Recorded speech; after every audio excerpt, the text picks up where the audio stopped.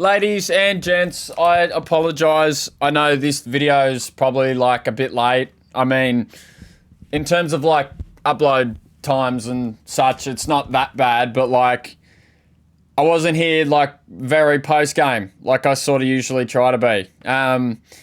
Work is a hell of a thing when you're my age and that it's a Saturday and you still have to go to work.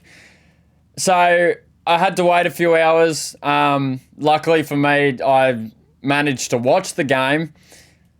But yeah, I just wasn't able to come here to my setup until about now. So now I can sort of just update. The OKC Thunder got really lucky is basically all I'm going to put this game as. The Indiana Pacers should have won this game. If I'm being completely honest, they looked like the better team. They looked like the team with more to fight for and like they wanted it more. They were the team with more energy. Obviously, being the home team, it's going to happen. You're always going to be the team with more energy. And they were the team that just played better 1 through 8.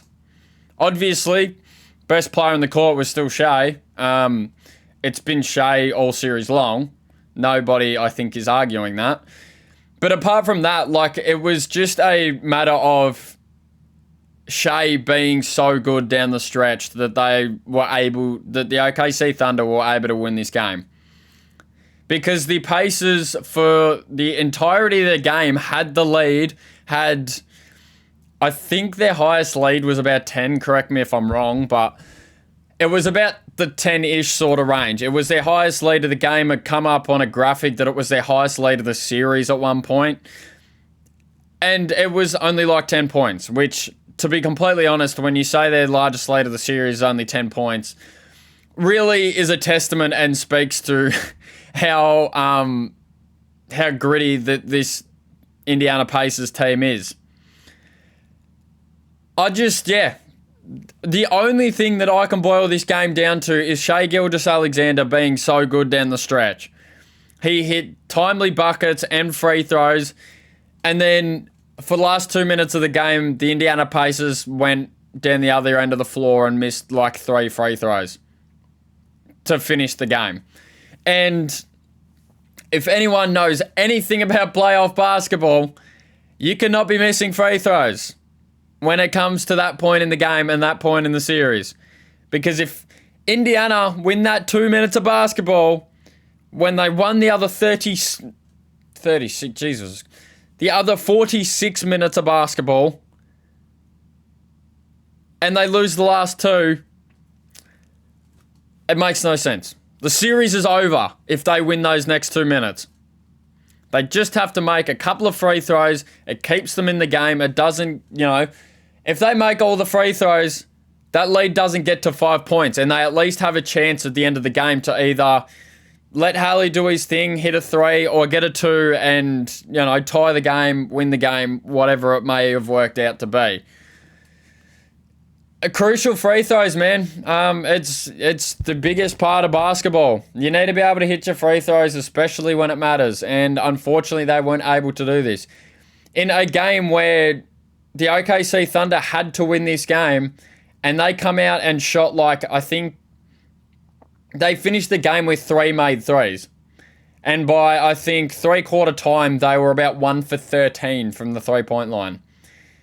Which in today's NBA and the era that we live and breathe basketball in, it's 1 3-point jump shot is statistically not good enough to be able to win games.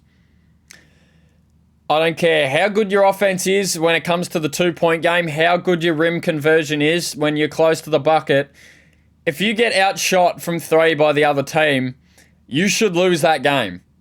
It's just the basketball that we have these days, and it's the basketball that we're, growing up learning to play in.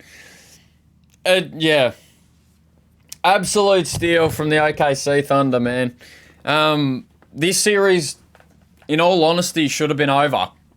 Like this, it should be 3-1 to the Indiana Pacers, and we should be going back to the OKC Thunder thinking about a ring ceremony and trophies and all the rest of that sort of stuff. But credit to OKC. One person I've got to shout out from, I've been doing it all series, it's felt like, but like the offensive side of Alex Caruso's game has blown my mind. He is a great basketball player, and I've always known him to be a good basketball player. But this man was shooting fadeaway mid-ranges, hitting pull-up jump shots from three, and just every time they needed a bucket, it was motherfucking Alex Caruso. Like, what? Man, some of the shots that man hit throughout the game was just incredible. And it's just like not who Alex Caruso is, or who I thought he wasn't. But apparently, Alex Caruso is the next coming of Kyrie Irving when it comes to shooting the basketball. Like, oh my God. I have nothing but, admiration for Alex Caruso. Like, outside of those crucial buckets from Shea at the end of the game, OKC won this game because of Alex Caruso. Because if Alex doesn't give them those crucial buckets that he gave them in, I think there was one in the start of the fourth quarter and there was one somewhere in the third quarter where he hit a wing 3-point jump shot. It was, he put in a shift for him. And I've said it time and time again, we know what we're going to get from Alex Caruso on the defensive side of the basketball. It is literally just a matter of what he wants to give them on the offensive side of the ball. And for a series where Jalen Williams is struggling, and in my opinion, he's still struggling after today, he finished with a decent amount of points, but I'm pretty sure like all but half of them were like at the free throw line. So he hit his free throws, of course. I just said, you got to hit your free throws. He did that today, got to the line, attacked the bucket, got his free throws, and made sure that he punished them for getting to the line. But his field goal shooting still isn't there. And it's game 4. Understand the nerves going into games 1, maybe game 2. But by game 4, you got to be locked in. Especially if you're the second best offensive player on the roster. The input that they've got out of Jalen Williams so far this series, I don't see a world where if it continues that they win the series. Because he's the second option when it comes to Shea. Shea goes to the bench at the start of the third quarter. No, not the third quarter. Start of the fourth quarter and the start of the second quarter. Those little 6 minutes that Shea's not on the court, that always goes to Jalen Williams and how impactful Jalen Williams is. Both playmaking left and shooting right, like he always likes to do. He always likes to attack left of the bucket, get that little right-hand floater because it gets him over his shoulder. He's really good at doing that. But so far this series, it just hasn't been anywhere. It's insane. Like, I don't know what else to say. Hallie really came out today, and Tyrese Halliburton had one of his aggressive games today. Every time I saw Hallie with the ball, I actually thought today that he was going to shoot the basketball. It wasn't one of those days where he softly came off a high screen and roll from Miles Turner, and then he was going to take 2 dribbles to the right and then pass it straight to Miles Turner at the top of the key. It wasn't one of those days. It was one of the days where he had the sense of urgency to, as soon as he comes off that screen, he's looking to attack, whether it's getting to the bucket, whether it's to cross over and shoot the ball. He did all of those things today. And that's all you can really want and, hope for with Tyrese. He still ended up with, I think, double-digit assists. I'm just going to actually make sure of it, because even if it wasn't double-digit assists, it was pretty damn close too. Nothing really more I can say about the whole situation.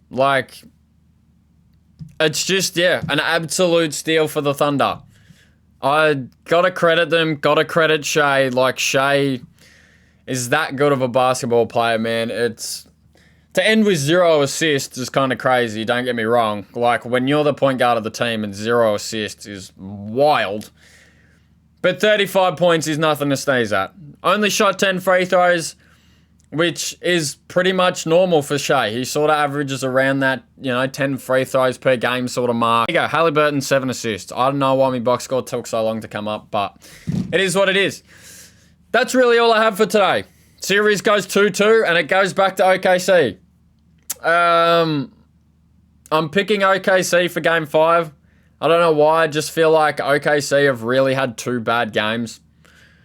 And I don't expect them to have a 3rd bad game in a row. But this is like a team that is starting to show OKC that they are a young team. Like, there is moments in this series where OKC have been worried. And I did think that they were going to lose today. They did not have the lead for this entire game and still come out and pulled it out. So, 2-2, back to OKC. I'm taking OKC to win it. It's going to go back to Indy 3-2 for OKC. Indy is good enough to win both of these games, but I just don't see a world where they actually do. It feels like when OKC are playing good, it's just a matter of Indiana playing chase. And if it just so happens that at the end of the game they catch them, it is what it is. But I don't know how many times in a playoff series you can do that against the quality of a team like OKC. So only time will tell. I think it's a 3-day turnaround, if I'm not mistaken, for these 2 games, going back to OKC and all the travel and that sort of stuff. So the next game for me will be on Tuesday, which is good because I think I'll be able to watch the whole game, which is awesome. Hopefully it's another good game. All these games have been great games other than Game 2. Game 2 was a literal blowout. It was 20 points the whole way. So you can't really talk too much about Game 2, but the rest of it, amazing games. Thunder get the steal. Yeah, that's literally all I have for you guys. Thank you guys for watching so much. I appreciate it. Thank you for the views I've been getting. It's awesome. Like, it motivates me more than you'll ever know. Subscribing if you feel like it. Go for it. Like, I'm, not going to preach it night in and night out. Thank you guys. I will see you guys on Tuesday with Game 5, and I'm so excited. We'll see you then, guys.